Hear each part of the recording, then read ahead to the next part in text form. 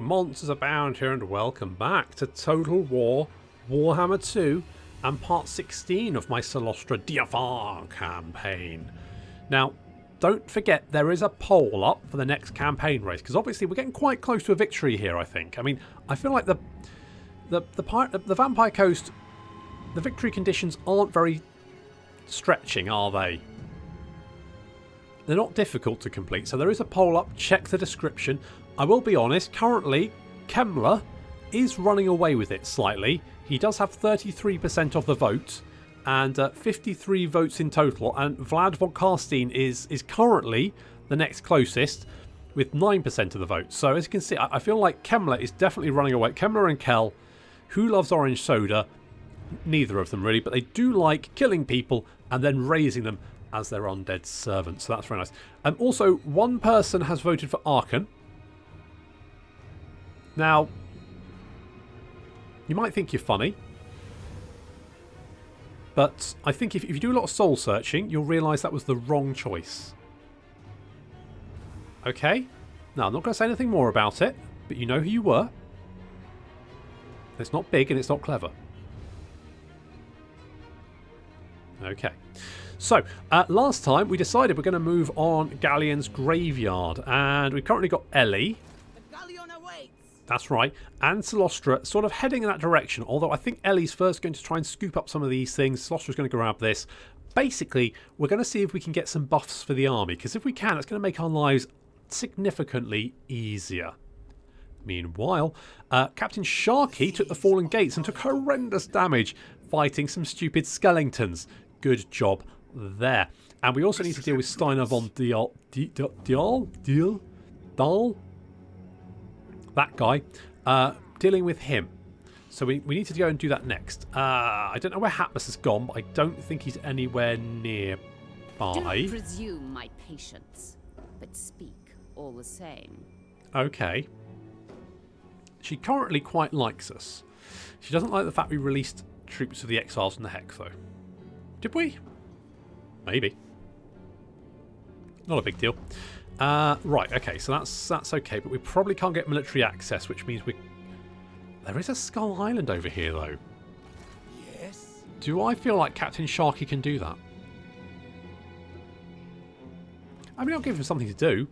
So maybe we should do that. It will also give us a shit ton of money, which I do need, because there's lots of stuff that needs upgrading, and I'm trying really hard to save my monies at the moment. But there's a lot of stuff we could get, and that's the problem. We've also got Evelyn, who is very, very tired at the moment. I've been riding her hard, and she's been doing fantastic work, but she is currently exhausted for 46 turns. I don't know what that is in real-time hours, or days, weeks, or months, but it's going to be quite a while. Forest of the Viper we have under our control. We are going to go for Vampiric Corruption. Actually not bad. Maybe growth. Let's go with growth. Yeah. And I need 8,000 monies to upgrade to the Trident launcher, and then we need another 12,000 to upgrade to the Harpoon launcher and get access to the quest battle. That will then win us the campaign. But before we win the campaign, we've got some other little jobs to do first. We need to get the Flabellum, which we've currently got Cylostra's Balcony coming up to do that. And we also want to go hunting for the other pieces of 8, which are scattered around. Some of them are actually quite close to Galleon's Graveyard. So we could, if we get Galleon's Graveyard, I reckon Ellie can go north, Cylostra can go south, and we can just go pick those up. I reckon that's probably the plan. Okay, good. And then we can come back, finish off the campaign with the quest battle, and then play, at the moment, a Heinrich Kemmler campaign with the Barrow Legion. Of course, he's got that new starting location, which might be quite fun. Excellent stuff. Okay, no, not going to do any of that. None of that, none of that, none of that. End turn. I find it very difficult to not spend all my money. So saving monies, I mean... Sometimes it's better to spend your money than save it, but maybe I should just spend my money. You know, you can't take it with you, can you? Although that's untrue, because obviously I'm playing undead, so the answer is yes, you can. Uh-oh. It's Hatmus. He's back.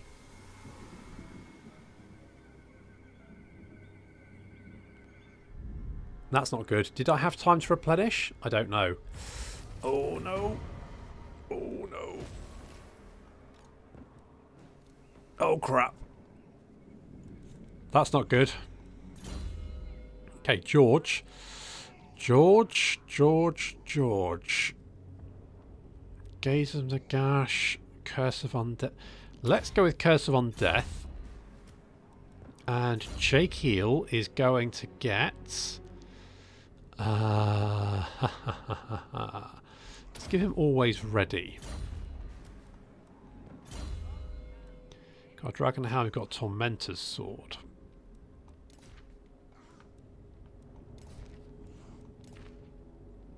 Oh, shit. Shit, where did he come from? Eh? Okay, we do have steadier aim though, so that's more range for our zombie pirate gunnery. So that's not horrendous. This is very problematic though.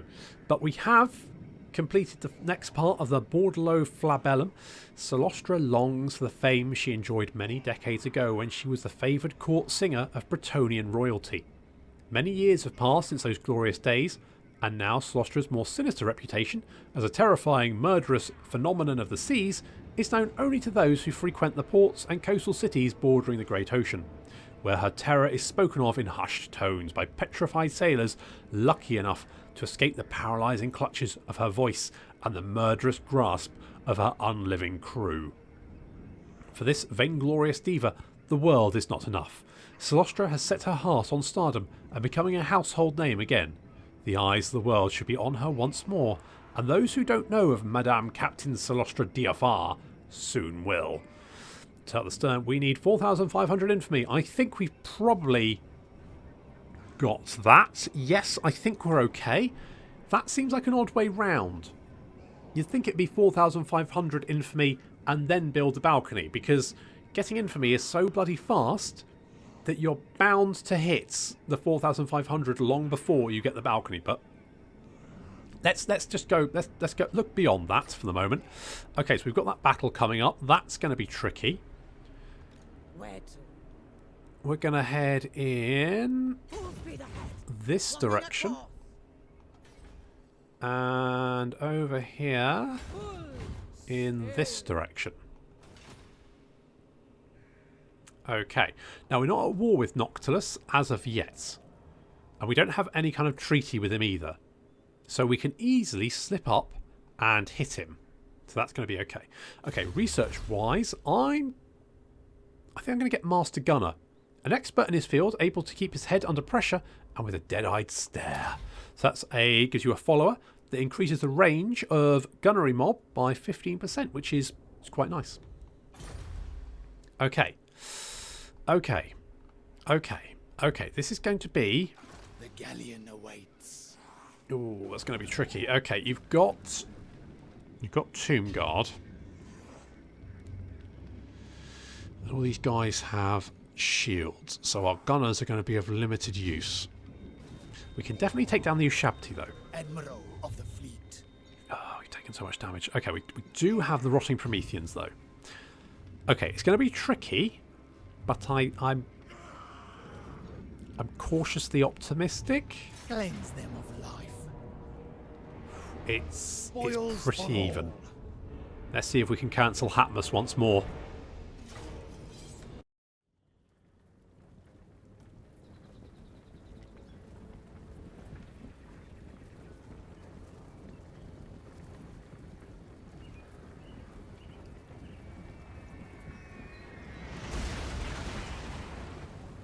Okay, this could be slightly problematic. Hatmus has come early. I don't know about his marital problems, if he has them. Could it? No, probably not. Anyway, the mortars are opening fire and thankfully doing a pretty good job.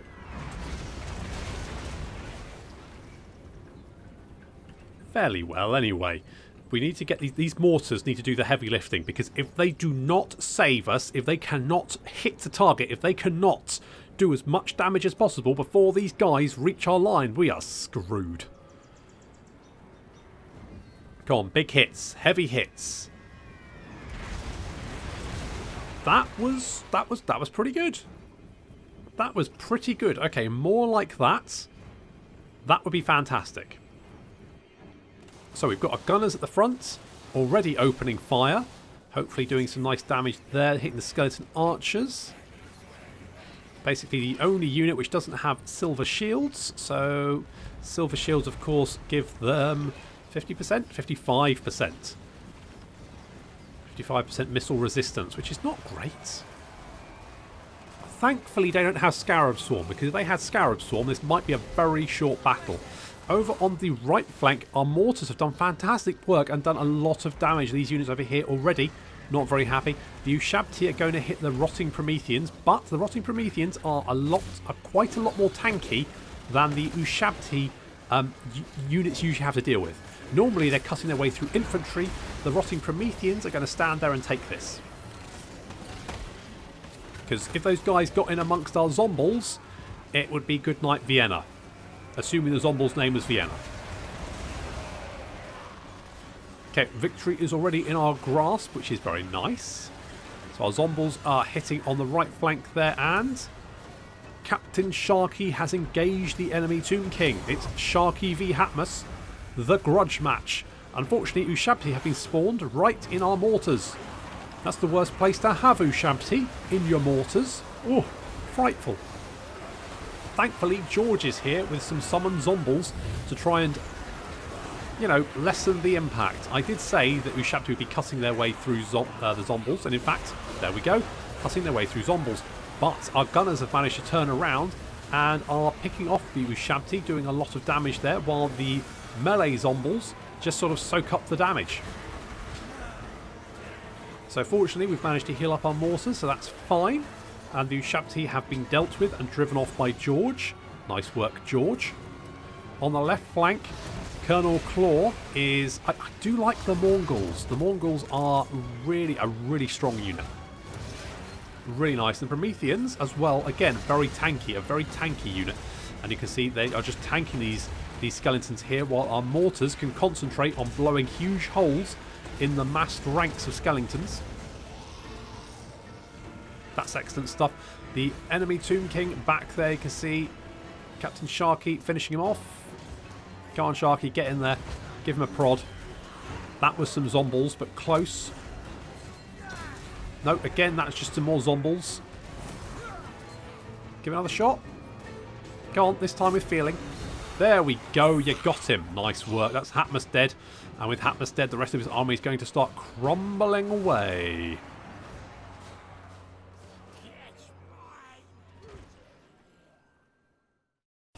You know what? That went considerably better than I actually thought it would. I thought I was in for a rough ride there. Actually, turned out to be pretty much okay. Mostly thanks to those mortars. Look at the kill counts on them. We've got really good shots there. Excellent. That's what you like. Spoils for all. Now, we don't have to share the loot because Sharky doesn't have loyalty. Replenish would be quite nice, but it's not actually going to give us much replenishment, so we may as well take the cash. More blood, more power. Ooh, okay.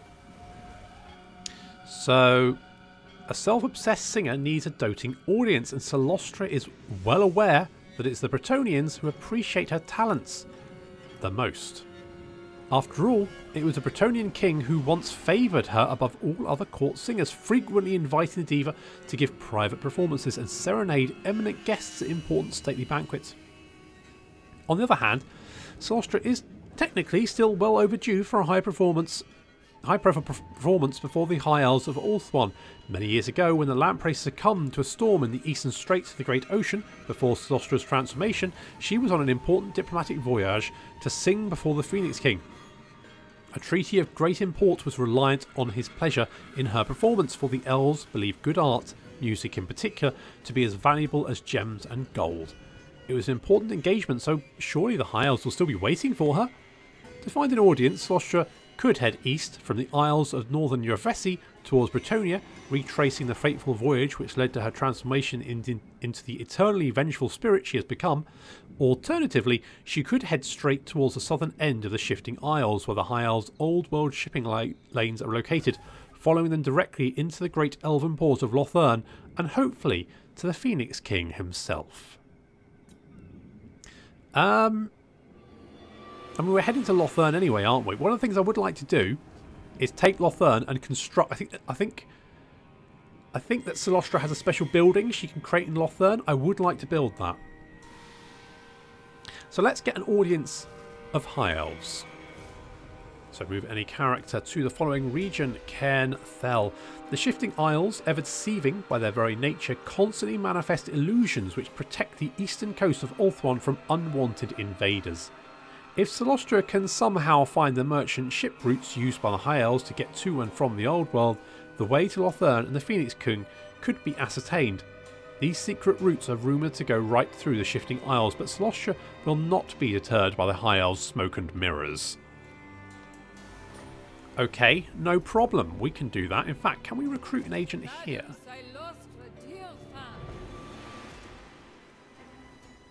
Oh, really? Okay. Okay, what do... I could send an agent, but I don't feel like I can spare anyone just yet. Okay, Captain Sharky, good job. Bloody good job. Bloody good job. Nice work. And we're going to give you reanimated marksman. Get those gunners up and going. We do need some replenishment there, but we've also got a rebellion down here to deal with. So, Colonel Claw, we're going to give you Evanescence because I feel like physical resistance is just good to have. Never. I would prefer you not to keep recruiting units, but I don't know what I can... Well, actually, what I can do is merge you guys and you guys. Blood kiss of the seas.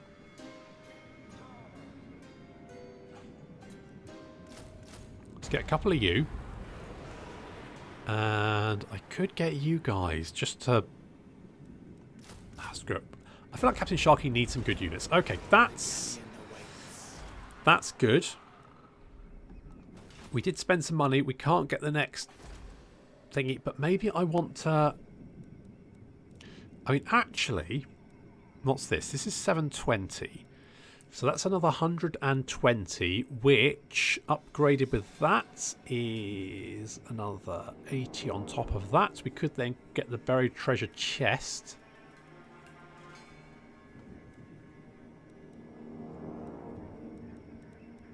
Okay, let's get the occupied Hexotl level 5. This isn't the god's victory. So let's do that. Mine. Let's do that. And we need to get an agent over here. In fact, we do have Evelyn. Now, Evelyn is quite far away at this point, but I could bring her back. Do I want to do that? Or do I want to push on to Nag? You know what? I want to push on. We'll get another agent. That'd be fine.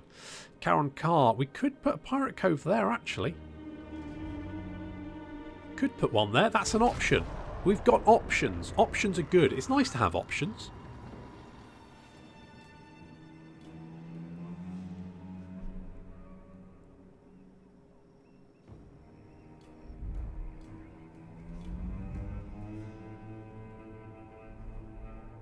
Of course, that's Alith and R there, isn't it? So actually, that would...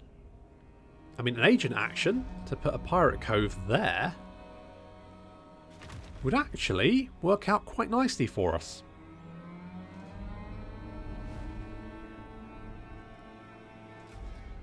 Okay, and yes, we need to deal with Katet. Because Katet is becoming a problem.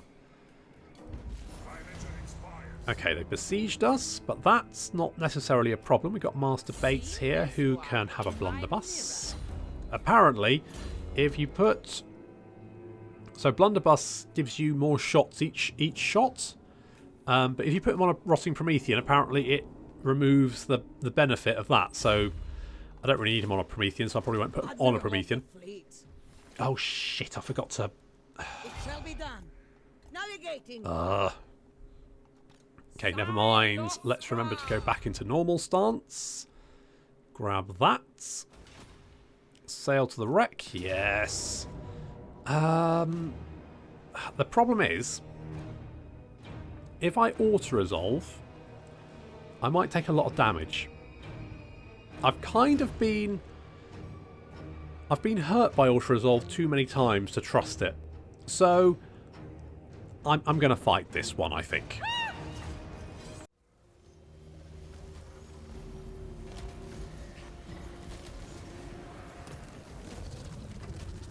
So another easy battle, but I need to conserve my strength for the Galleon's Graveyard, because I feel like if I auto-resolve this, it won't go well. Well, it will go well, we'll win, but we'll take a lot of damage in the meantime.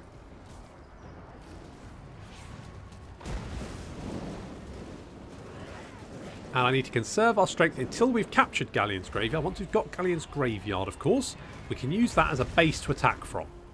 But until that time, we need to conserve our strength and make sure our armies are at full strength. It might, you know what, taking Galleon's Graveyard might be easy, but just in case. So we've got a Sir Crabbington here, an enemy Sir Crabbington.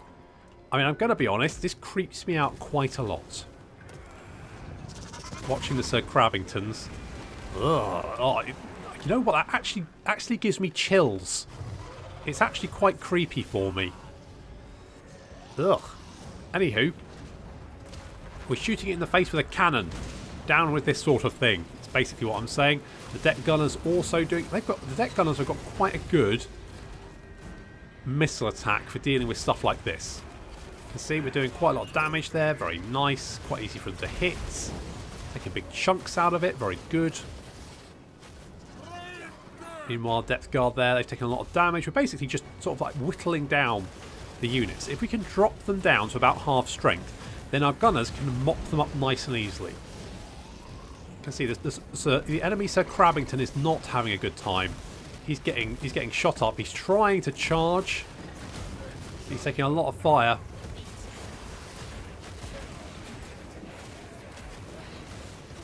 And now he's starting to crumble away. I always feel sorry for him. Oh, poor lad. He's down. He's down. And the zombies are now in range of our gunners, which is going to be unfortunate for them because, of course, these guys do not have shields.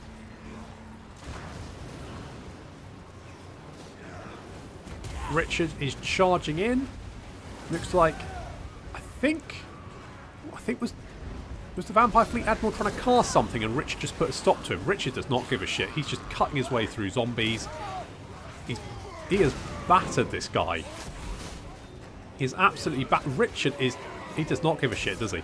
I feel like Richard might be stronger than most of the, like, super melee lords. I reckon he could take down Grimgore. And down goes the Animal Fleet, Vampire Fleet Admiral, and with him the rest of his army. That was brutally short.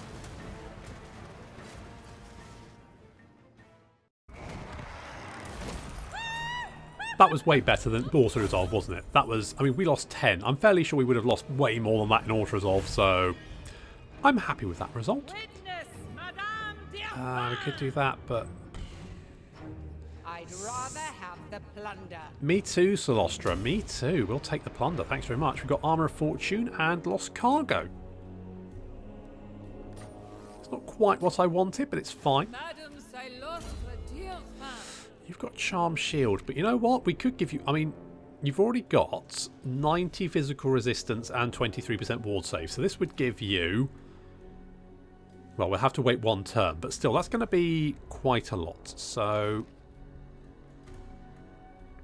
I feel like keeping you with the Obsidian Lodestone is probably fine. I like the Moonshine.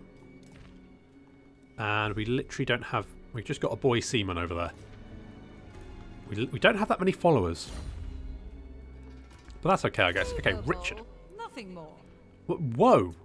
It's your bloody husband, Cylostra. Just capable. Madam Cylostra Direfin. Okay, we need to grab that next turn because I fluffed getting it. You've got a lot of bats, haven't you? Strike now. A lot of bats. We're just going to resolve that one. I don't think that's going to be particularly troublesome. Let's just take the cash. The sea knows my fate. Potion of Foolhardiness, that's fine. Public order here should actually be okay. And indeed it is. So let's get... This isn't the gods' victory. Come on, It's fuck's sake. mine. Can't. Right, growth there. Growth there. Let's upgrade that. I think that's what we're going to do, because the more growth, obviously, we get, the better. Colonel Claws picked up a skill point. We're going to go with Materialise, because I like the weapon strength and hit points. So let's grab that one. And Evelyn... I don't know, wound? Would you like to wound people? Let's push on to Nagaron first. We can always come back and pick up some of these settlements as pirate coves after the fact. So I think that's the plan. Okay, so we're going to just pick up a few more bits. I think Cylostra is just now going to head to Gullion's Graveyard.